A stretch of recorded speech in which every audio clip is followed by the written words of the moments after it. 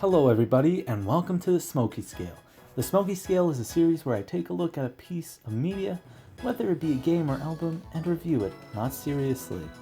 Of course, today's episode is all about the Caves and Cliffs Part 1, a Minecraft update which released in June 2021, and was the first update we had which was split into two.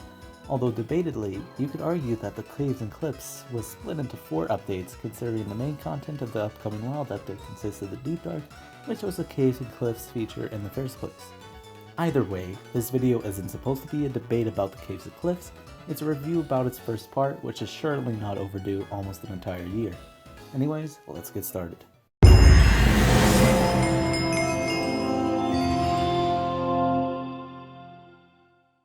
In terms of the gameplay additions implemented in 1.17, tons of new blocks and generation additions were a part of this update, included but not limited to deep slate blocks, amethyst geodes, dripstone blocks, lush cave blocks and items, goats, and there's even more added that I could talk about, but you get the point.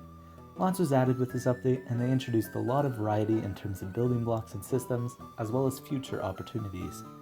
Although even though it may seem big, if you are a technical player or just play casually, you might have little to no interest in some of these new features. But if you're a builder like I am, this update was a really good one in terms of blocks. The gameplay additions in 1.17 receives a 4 out of 5 on the Smokey scale overall.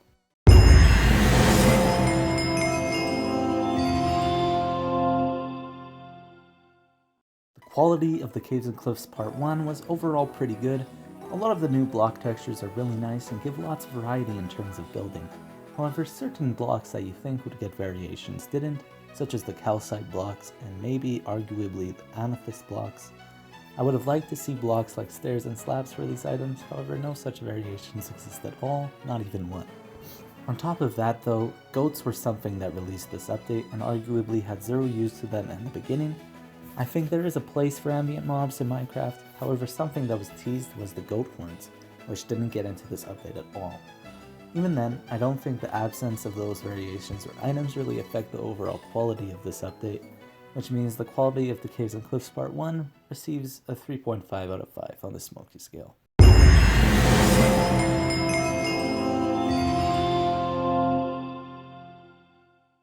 Overall, the Caves and Cliffs Part 1 offers a great deal for casual players in the building side of the game, with tons of new blocks and items coming at your disposal.